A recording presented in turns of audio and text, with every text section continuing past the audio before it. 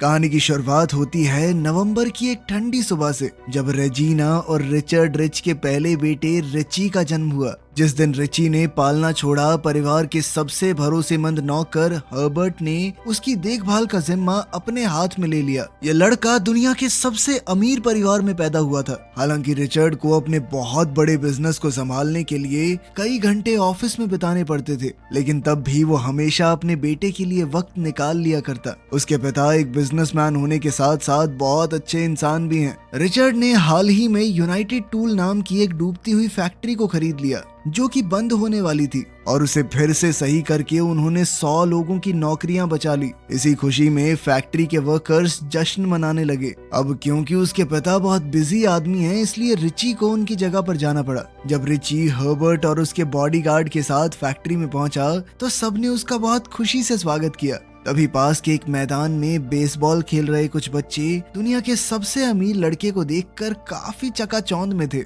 इसकी जिंदगी सेट है भाई। वहीं इस भाषणबाजी के दौरान रिची उन बच्चों को देख रहा था कि यार इनका सही है, आराम से खेल रहे हैं। खैर, फंक्शन खत्म होने के बाद रिची मैदान की तरफ जाने लगा, लेकिन उसके बॉडीगार्ड फर्गसन ने उसे रोक लिया। गुस्से में हर्बर्ट ने बॉडीगार्ड को रिची पर से हाथ हटाने को कहा और प्यार से रिची को समझाया कि अभी हमें जाना होगा, बाद में किसी दिन खेल लेना आप। घर पहुंचने पर रिची का स्वागत उसके प्यारे कुत्ते डॉलर ने किया और फिर रिची अपने माँ बाप से मिलने चल पड़ा।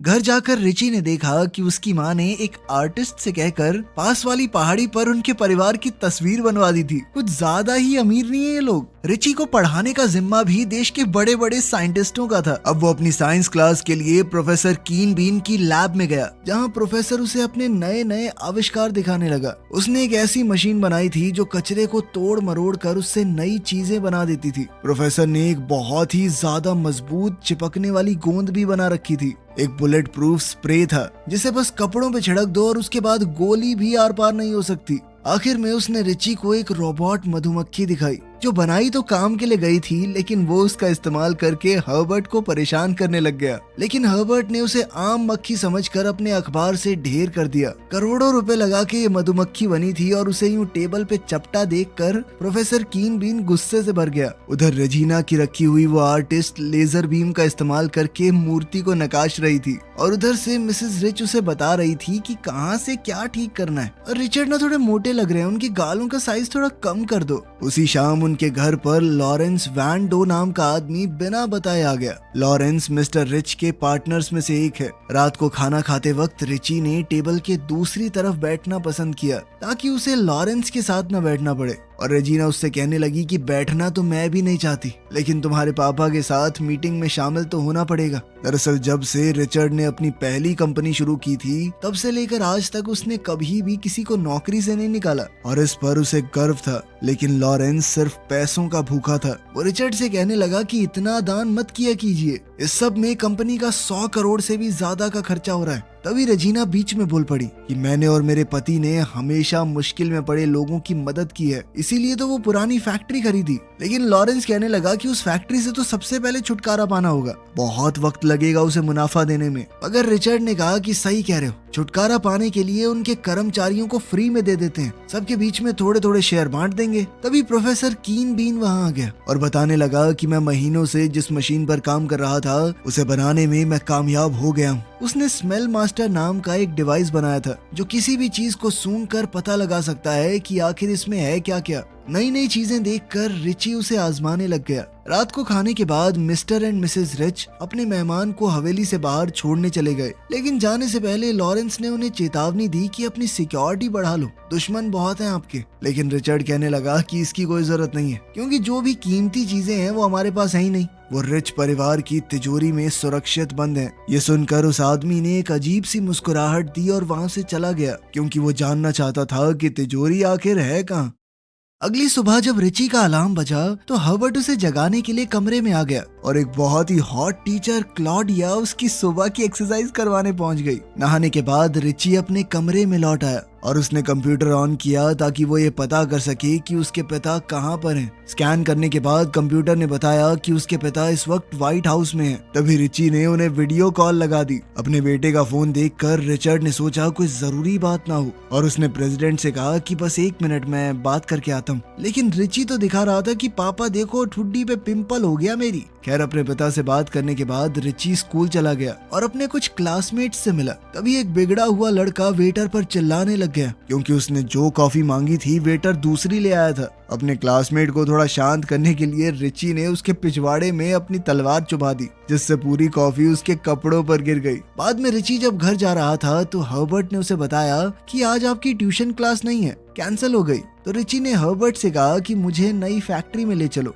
वहाँ पर रिची बाकी बच्चों के साथ मिलकर बेसबॉल खेलना चाहता था, लेकिन बच्चे कहने लगे कि जहाँ पर आप कहाँ नॉर्मल बच्चों के साथ खेलोगे, जाओ अपना सोने चांदी का बैट बॉल ले लो। लेकिन इस पर रिची कहने लगा कि चलो 100 की शर्त लगाते हैं, तुम्हारा जो भी बेस्ट बॉलर हो उसके होम रन मार के दिखाऊंगा मैं। शुरुआत में तो ग्लोरिया ने बड़ी जबरदस्त बॉलिंग की और रिची बॉल को छू तक नहीं पाया, लेकिन फिर उसने ध्यान लगाकर बॉल को जबरदस्त तरीके से मारा। अब बाकी सब शर्त हार चुके थे और उनके पास रिची को देने के लिए पैसे तो थे नहीं, तो उसने कहा कि इसके बदले में संडे को मेरे घर आ जाना। लेकिन ग्लोरिया कहने लगी कि हम पैसे ही दे देंगे, जिससे उदास होकर रिची ये कहकर आ गया कि कोई बात नहीं, मत आना, पैसों की भी जरूरत नहीं है। छुट्टी वाले दिन पूरा परिवार एक साथ कहीं जाने के लिए तैयार हो रहा था। लगे हाथ वो इंग्लैंड की रानी से भी मिलने वाले थे। सर्वेंट्स ने प्लेन को तरह तरह की गिफ्ट से भर दिया जो वो लोग रानी को देने वाले हैं। और तभी फर्गसन ने तोहफों के साथ एक लाल डब्बा भी रख दिया। रेजिना हैरान हो गई जब उसे पता चला कि उसके पति स्मेल मास्टर नाम के उस गैजेट को भी रानी को देना चाहते हैं।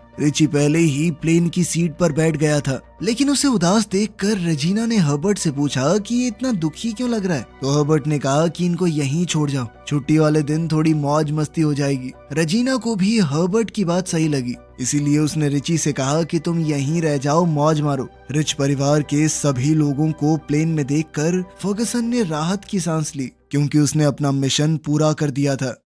उसी दिन डायन ग्लोरिया की माँ हर्बर्ट के बुलाने पर रिची रिच की हवेली में आ गई। इतनी बड़ी हवेली को पास से देखकर बच्चे हैरान हो गए और फिर रिची ने भी बड़ी खुशी से उनका स्वागत किया। वो उनसे बिल्कुल भी नाराज नहीं था। रिची ने सबको अपने बड़े से घर का टूर दिया। उसके घर के अंदर अपना पर्सनल मैकडॉनल्ड्स था। खाना खाने के बाद रिची उन सबको अपने पर्सनल झूलों वाले पार्क में ले गया और सभी ने झूलों के मजे लिए। फिर सभी बच्चे क्वाड बाइक्स पर घूमने लगे। उस वक्त हर्बर्ट डायन को हवेली दिखा रहा था। तभी अचानक से बच्चे फुल स्पीड में आ गए तो हर्बर्ट ने तुरंत डायन को अपने पास खींच लिया ताकि उसे चोट न लगे। हवेली के आसपास रोमांच जारी रहा। अब रिची डॉलर और ग्लोरिया के साथ पेड़ के नीचे आराम करने लगा, जबकि बाकी बच्चे झील में जेट स्की चला रहे थे। आखिरकार रिची सबको रोलर कोस्टर वाला झूला दिखाने ले गया जो उसे क्रिसमस वाले दिन गिफ्ट में मिला था। दूसरी तरफ ऑफिस में लॉरेंस ये सोचकर खुश होने लगा कि अब तक तो रिच परिवार समुद्र के बीच खो चुका होगा।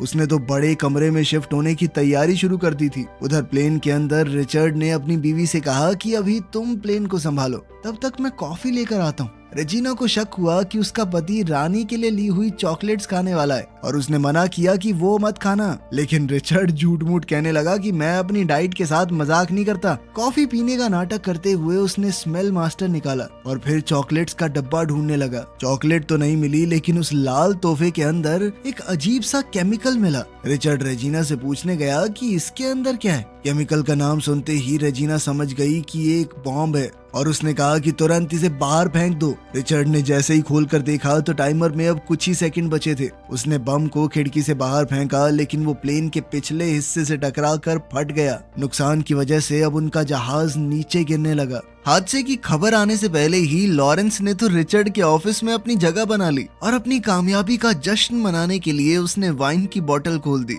अपने नए दोस्तों को अलविदा कहने के बाद रिच को ये दुख भरी खबर मिली कि उसके माता पिता का प्लेन अचानक से गायब हो गया है। रिची तुरंत अपने कमरे में दौड़ा और कंप्यूटर का इस्तेमाल करके अपने पिता का पता लगाने की कोशिश करने लगा, लेकिन लंबी तलाश के बाद भी कोई सिग्नल नहीं मिला। फिर जब ये खबर हर तरफ फैल गई तो फर्गसन लॉरेंस के नए ऑफिस में जाकर बताने लगा कि हमारे प्लान में थोड़ी सी गड़बड़ हो गई है। पता चल रहा है कि रिची को ऐन वक्त पर प्लेन से उतार दिया था, इसीलिए उसके परिवार की पूरी संपत्ति का कानूनन वही वारिस बनेगा। ये सुनकर लॉरेंस गुस्से से भर गया, लेकिन फिर कहने लगा, जैसा मैंने उसके माँ बाप के साथ किया है वैसा ही इसके साथ भी करूंगा। समुद्र में तलाश शुरू कर दी गई, लेकिन अब तक मिस्टर और मिसेस रिच का कोई पता नहीं चला। लेकिन फिर भी रिची को यकीन था कि उसके माँ बाप जिंदा हैं। खुशकिस्मती से लड़के का यकीन सही निकला, क्योंकि दोनों एक लाइफ बोट का इस्तेमाल करके खुद को बचाने में कामयाब हो गए थे और वहीं पर मदद का इंतजार कर रहे थे। रिचर्ड उस डिवाइस को ठीक करने की कोशिश कर रहा था जिससे वो अपने बेटे से बात किया करता था, क्योंकि उसे विश्वास है कि इस तरह रिची उन्हें ढूंढ निकालेगा। मगर उसे ठीक करना इतना भी आसान नहीं था। वहीं रेजिना को पूरा यकीन था कि इस बम को प्लेन में लॉरेंस ने रखवाया है। वो कहने लगी कि तुम्हें लॉरेंस को कई साल पहले निकाल देना चाहिए था, लेकिन रिचर्ड अभी भी इस बात को मानने के लिए तैयार नहीं था। इस वक्त दोनों की सबसे बड़ी चिंता ये थी कि वो रिची को चेतावनी दे सकें कि उसकी जान खतरे में है, क्योंकि जिसने भी प्लेन में बम लगाया वो उसे भी मारने की कोशिश करेगा। अब रिचर्ड की गैर मौजूदगी में लॉरेंस कंपनी का नया प्रेसिडेंट बन गया। उसने पहला ऑर्डर दिया कि वो नई फैक्ट्री थी ना, उसे बंद कर दो, जिस वजह से ग्लोरिया की माँ की नौकरी भी चली गई। और उसने ये सब कुछ रिची को बताने का फैसला किया। ये सुनकर रिची अपने पिता की कंपनी संभालने पहुंचा। उसने कहा कि जब तक मेरे माता पिता लौट कर नहीं आते तब तक मैं प्रेसिडेंट रहूंगा। अब जब उस पर जिम्मेदारियां आ गई तो उसने फैक्ट्री को दोबारा खुलवाया और लॉरेंस को किसी भी कर्मचारी को निकालने से रोक दिया। कुछ दिन बाद ग्लोरिया और उसके दोस्त ऑफिस जाकर फैक्ट्री दोबारा खोलने के लिए रिची को शुक्रिया करने गए। वहाँ एक च्युइंगम लेने की कोशिश में पीवी ने मशीन ही तोड़ दी। खैर, घूमते घुमाते बच्चे अपने दोस्त के ऑफिस में घुस गए और रिची को देखकर बहुत खुश हुए। धीरे धीरे रिची ने अपनी जगह बना ली और वो कंपनी के सबसे बड़े शेयर होल्डर्स का भरोसा जीतने लगा। इससे लॉरेंस को बहुत गुस्सा आया और उसने फर्गसन से कहा कि इस लड़के को जल्द से जल्द खत्म करना होगा, और इस बार अच्छे से ध्यान रखते हुए कि कोई भी गलती या चूक ना हो। कुछ घंटों बाद पुलिस वहां पर आई और कहने लगी कि हर्बर्ट को गिरफ्तार किया जा रहा है, क्योंकि उस पर मिस्टर और मिसेस रिच के प्लेन में बम लगाने का आरोप है। हर्बर्ट को हटाकर लॉरेंस ने सुप्रीम कोर्ट में अर्जी डाली कि मैं रिची की देखभाल का जिम्मा लेना चाहता हूँ। उसके पापा बहुत करीबी दोस्त थे मेरे। दोबारा सत्ता में आते ही लॉरेंस ने रिच फैमिली के घर में काम करने वाले सभी लोगों को निकाल दिया, ये कहकर कि हो सकता है ये भी हर्बर्ट के साथ मिले हुए हों। लॉरेंस ने हर जगह पर सिक्योरिटी कैमरास लगवा दिए, यहाँ तक कि रिची के कमरे में भी उसने कैमरा लगवा दिया। अपने ही घर में कैदी जैसा महसूस करने के बाद रिची ने लॉरेंस से बात करने का फैसला किया, जो उस वक्त पूल खेल रहा था, और उसने फर्गसन से रिच परिवार की तिजोरी का पता पूछा, लेकिन उसने बताया कि मुझे कभी मौका ही नहीं मिला ये पता करने का। उस वक्त लैब में प्रोफेसर कीन बीन ने अपने बनाए हुए एक डिवाइस से उनकी बात सुन ली और वो पूरी सच्चाई जान गया। कीन बीन ने फर्गसन की ये बात भी सुन ली कि जेल में हर्बर्ट से छुटकारा पाना होगा और बाद में ऐसा दिखा देंगे कि हर्बर्ट तो खुद ब खुद मर गया। इसके बाद प्रोफेसर ने रिची के पास जाकर सब कुछ बताया। अब दोनों मिलकर हर्बर्ट को बचाने का प्लान बनाने लगे और कीन बीन ने अपने बनाए हुए एसिड का इस्तेमाल करके जेल की सलाखों को गलाने का आइडिया निकाल लिया। रिची ने अपनी जिंदगी में पहली बार एक आम लड़के की तरह कपड़े पहने और जेल में हर्बर्ट को कुछ सामान देने चला गया। रिची ने हर्बर्ट को अपना चाचा बताया। बैग के अंदर सिर्फ सफाई का सामान और लैटिन में लिखा हुआ एक नोट देखकर पुलिस वाले ने पैकेट अंदर भेज दिया। बाद में जब हर्बर्ट बाथरूम गया तो उसने देखा कि टूथपेस्ट ने उसके टूथब्रश को गला दिया था, जिसके बाद वो नोट को पढ़ने लग गया, जिसके बाद उसे पता चला कि ये प्रोडक्ट लोहे की सलाखों को गलाने के लिए है। लेकिन भागने से पहले ही एक गुंडा बाथरूम में घुसकर टॉवल से उसका गला घोटने की कोशिश करने लगा। हर्बर्ट मदद के लिए चिल्लाने लगा, लेकिन कोई नहीं आया। दोनों में लड़ाई शुरू हो गई और हैरानी की बात ये थी कि हर्बर्ट ने अपने दुश्मन को हरा दिया। जब वो जेल से बाहर निकला तो रिची बाहर उसका इंतजार कर रहा था और उन कपड़ों में हर्बर्ट उसे बड़ी ही मुश्किल से पहचान पाया। रिची ने फिर एक अखबार का आर्टिकल दिखाया जिसमें लिखा था कि प्लेन का मलबा मिल गया है, लेकिन उसके माता पिता की लाश वहाँ पर नहीं मिली। इस खबर ने रिची का विश्वास और मजबूत कर दिया कि उसके माँ बाप जिंदा हैं। फिर दोनों ग्लोरिया के घर गए और उन्होंने डायन से लड़की के कंप्यूटर को इस्तेमाल करने की इजाजत मांगी। उधर रिचर्ड डिवाइस को ठीक करने की कोशिश कर रहा था, लेकिन अभी तक वो कामयाब नहीं हो पाया। फिर उसने रेजिना के कान के झुमके का इस्तेमाल करके डिवाइस को चालू करने का सोचा, और वो कामयाब भी हो गया। ग्लोरिया के कंप्यूटर तक पहुंचने के बाद रिची ने कुछ कोड्स का इस्तेमाल करके उसे अपने घर वाले कंप्यूटर से जोड़ दिया, लेकिन हवेली में बैठा एक सिक्योरिटी गार्ड समझ गया कि क्या हो रहा है और उसने फर्गसन को इस बात की चेतावनी दे दी।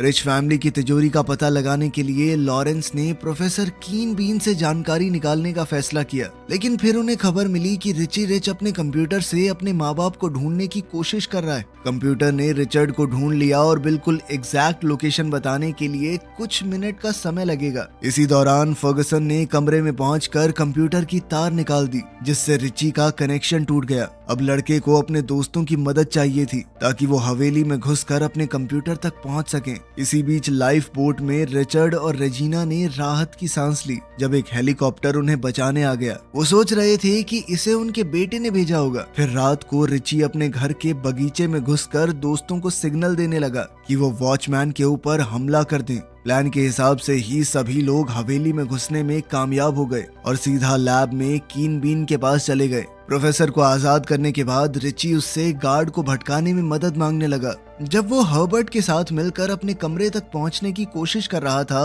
प्रोफेसर ने सिक्योरिटी गार्ड को भटकाने के लिए गार्डन को पानी देने वाली टंकी में केमिकल मिला दिया और अचानक से फाउंटेन में कई बुलबुले उठने लगे। और जब हवेली में काम करने वाले लोग इस प्रॉब्लम को सुलझाने के लिए इकट्ठा हुए, तब पीवी और बाकी बच्चों ने सिक्योरिटी कैमरास बंद कर दिए। तब रिची और हर्बर्ट बेडरूम में दौड़ कर गए, जबकि बाकी बच्चे हवेली से बाहर भागने लगे। लेकिन कंप्यूटर चेक करने पर रिची उलझन में पड़ गया, क्योंकि कंप्यूटर ने बताया कि उसके पिता तो हवेली में ही हैं। उनको हैरान करने के लिए लॉरेंस पहले से ही कमरे में उनका इंतजार कर रहा था और बेचारा रिची अपने माँ बाप को बंधा हुआ देखकर दुखी हो गया। बाहर एक सिक्योरिटी गार्ड ने बाकी बच्चों को पकड़ लिया और फर्गसन ने उन्हें लैब में ले जाने का आदेश दिया। जब उन्होंने लॉरेंस से पूछा कि तुम ये सब क्यों कर रहे हो, तो लॉरेंस ने रिचर्ड से कहा कि चुपचाप तिजोरी का पता बता। तब उसे पता चला कि सबसे कीमती चीजें बगल वाले पहाड़ पर रखी हैं। अब लॉरेंस रिचर्ड और रेजिना को अपने साथ ले गया, जबकि रिची को उसने फर्गसन के साथ छोड़ दिया ताकि रिचर्ड उसे धोखा न दे पाए। अपने बेहतरीन आविष्कारों को बैग में भरते हुए कीन बीन को एहसास हुआ कि उसकी लैब पर कब्जा किया जा रहा है, लेकिन वो छुपने में कामयाब हो गया। सिक्योरिटी गार्ड्स ने रिची के दोस्तों को एक पिंजरे में बंद करके ऐसी मशीन पर डाल दिया जो कचरे को खत्म करने के लिए बनी थी, और अब थोड़ी ही देर में अगर कुछ हुआ नहीं तो उनकी चटनी बन जाएगी। अब प्रोफेसर ने बच्चों को बचाने और गार्ड्स को फंसाने के लिए एक जाल बनाया, अपनी सबसे मजबूत गोंद का इस्तेमाल करके। लेकिन गार्ड्स को फंसाने के बाद प्रोफेसर खुद भी उस गोंद में चिपक गया। तभी उसने रोबोट वाली मधुमक्खी का इस्तेमाल करके फर्गसन के पिछवाड़े पे डंक बजवा दिया, जिसके बाद वो सीधा जाके मशीन बंद करने वाले बटन से टकरा गया। उधर रिची प्रोफेसर की इन्वेंशंस वाला बैग लेकर अपने माँ बाप को बचाने के लिए भागा। तब तक लॉरेंस अपनी मंजिल तक पहुंच चुका था और फिर उसने दोनों को दरवाजा खोलने को कहा। इसके लिए उन्हें गाना गाना पड़ा ताकि सिक्योरिटी सिस्टम उनकी आवाज पहचान सके। फिर जब वो तिजोरी के अंदर पहुंचे तो लॉरेंस को पता चला कि अंदर कोई पैसा नहीं है, और रिचर्ड ने कहा कि हमारे यहाँ परिवार ही सबसे कीमती चीज है और यहाँ वो यादें बंद हैं जो उन्होंने अपने बेटे के साथ मिलकर बनाई थी। फिर लॉरेंस गुस्से में पूछने लगा कि सारा पैसा कहाँ है, और रिचर्ड ने कहा कि उसकी संपत्ति रियल एस्टेट, बैंक और कंपनी के शेयर्स में लगी हुई है। गुस्से में लॉरेंस ने अपने आदमियों को दोनों को खत्म करने के लिए कहा, और तभी रिची तलवार लेकर उसे रोकने आ गया। लॉरेंस ने उसे देखते ही उस पर गोलियां चला दी, लेकिन रिची को कुछ नहीं हुआ क्योंकि रिची ने तिजोरी में घुसने से पहले बुलेट प्रूफ स्प्रे मार लिया था। इस मौके का फायदा उठाकर रिचर्ड और रेजिना ने लॉरेंस और उसके सिक्योरिटी गार्ड को गिरा दिया। फिर वो तिजोरी से भाग निकले और रिचर्ड ने अपने दुश्मनों को अंदर ही बंद कर दिया, लेकिन लॉरेंस किसी तरह बच निकला और परिवार का पीछा करने लगा। अब तीनों को अपनी बनाई हुई मूर्तियों के कान के रास्ते से भागना पड़ा। फर्गसन ने उन्हें देख लिया और वो लेजर बीम का इस्तेमाल करके उन्हें खत्म करने की कोशिश करने लगा। थोड़ी देर बाद लॉरेंस भी वहां पहुंच गया और उन पर गोलियां चलाने की कोशिश करता रहा, लेकिन उसके अनाड़ी सिक्योरिटी गार्ड ने उसे रोक दिया।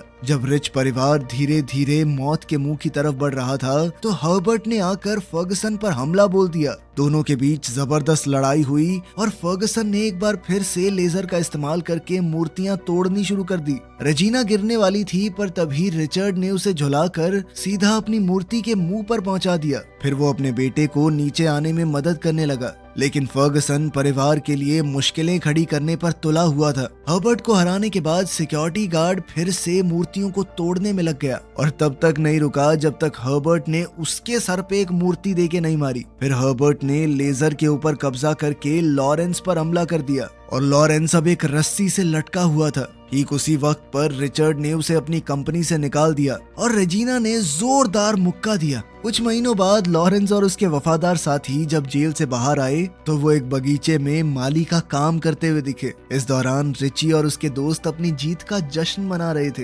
हर्बर्ट ने भी थोड़ी हिम्मत दिखाते हुए डायन को किस किया। अपने बेटे को कुछ सच्चे दोस्तों के साथ देखकर रिचर्ड और रेजिना को बहुत खुशी हुई। तो अगर आपके पास इतने पैसे आ जाएं तो आप क्या करेंगे, कमेंट्स में जरूर बताना। मिलते हैं अगली वीडियो में।